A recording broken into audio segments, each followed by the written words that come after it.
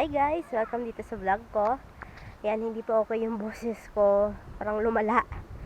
Kasi after ko ng sipon, nagkaubo na ako ngayon.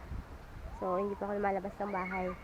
Kasi yon, hindi pa talaga ako okay. Baka lagnatin ulit ako. Mas mahirap yon. Kadarating lang ng kuya ko galing purchase. Kasi namili ulit siya ng stocks para sa tindahan namin. Nandito ako sa labas ng bahay. Titingnan ko yung puno ng orange. Oo, may wild oranges kami. Yan, yung puno. Actually, marami yan. Meron pa doon sa baba.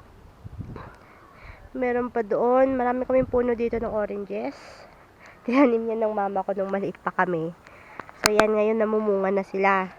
Although, hindi namin lahat kayang ubusin. Kasi marami talaga siyang bunga. Yan, oh, nahuhulog lang sila. Yan, nahuhulog lang sila yung mga oranges. So, yan, binabayaan na lang namin. Kahit nga yung mga bata, kinukuha-kuha na nila. Mas ginugusto ata yun ng orange, mas lalo silang namumunga ng mas marami. Tapos, meron pa kami doong, yun, no? Meron kami doong lemon. That's a wild lemon. Diba? Ang mahal-mahal ng lemon. Yan, merong tanim din si mama na lemon dyan sa baba. Sagana kami dito sa prutas at kung mga anik-anik pa.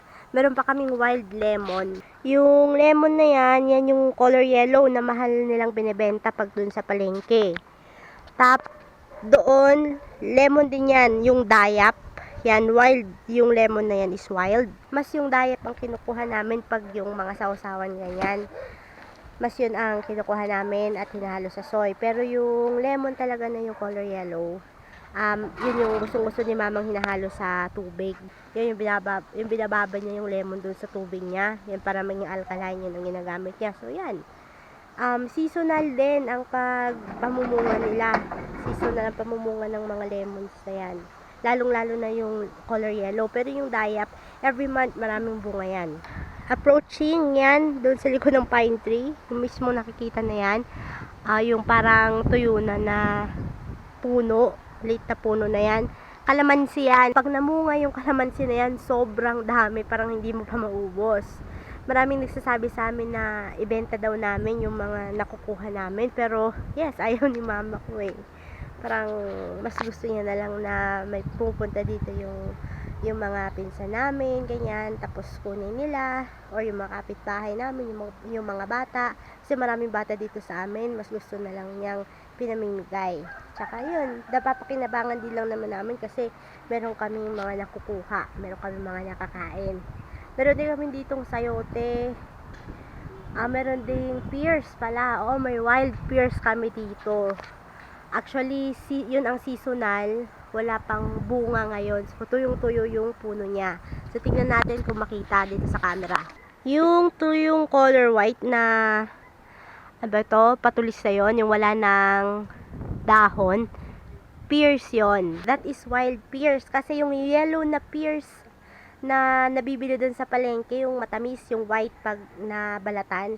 Yung white pag nabalatan, Korean pears yon. Pero yung nandito sa amin, wild pears siya. Pag nabalatan yun din, transparent siya, color white. Pero hindi siya ganun katamis. Medyo maasim na matamis. Ano pa bang pwede ko ipakita sa inyo? Pag-isipan ko lang na gusto kong ipakita to sa inyo ngayon. Kasi lilipat na kami ng tirahan ni Happy. Lilipat kami ng Cavite. Yan, so mamimiss ko yung place na ito. Kaya gusto kong i-video yung mga pwedeng magandang alaala dito sa place na ito kasi for sure permanent na kami sa Cavite kasi doon kami lilipat. Pero hindi pa naman ngayon, but hopefully this year. Hinihintay na lang namin maikabit yung linya ng kuryente namin tsaka tubig para makalipat kami kasi syempre, lalo na sa akin, hindi talaga kompleto ang araw ko pag hindi ako nakaligo. Talagang araw-araw ako naliligo. And laking bagyo ako. Hindi ako sanay sa init doon sa baba. Kaya kailangan ko talaga ng electric fan. Kaya kailangan talagang may kuryente.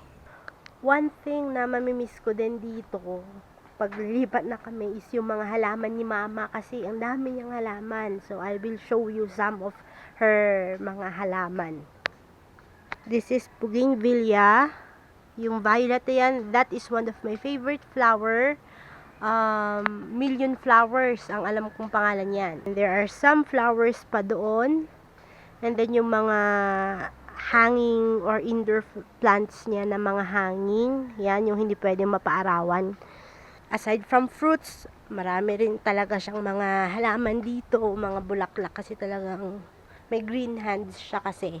So, dito yung inayos niya, parang mini garden niya. Are, mini garden niya. Okay, pasok tayo.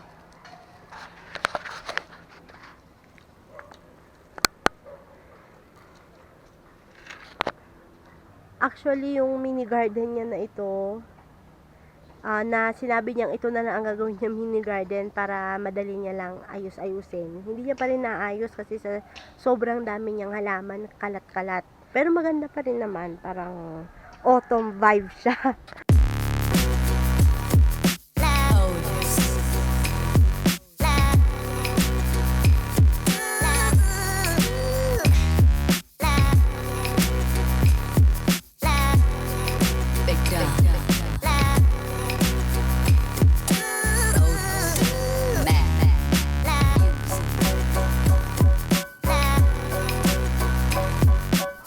As you can tell, malalayo talaga yung mga bahay dito kaya tahimik.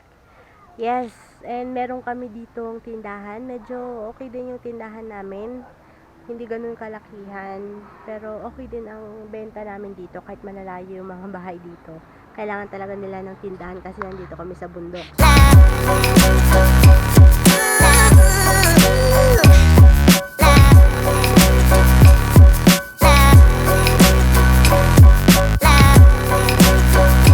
Diba sabi ko kanina, mahilig si mama ko ng manghalhalaman. Bumili siya ng, ano ba to, mushroom niya. Tignan nyo to. So, kung ano binibili niya.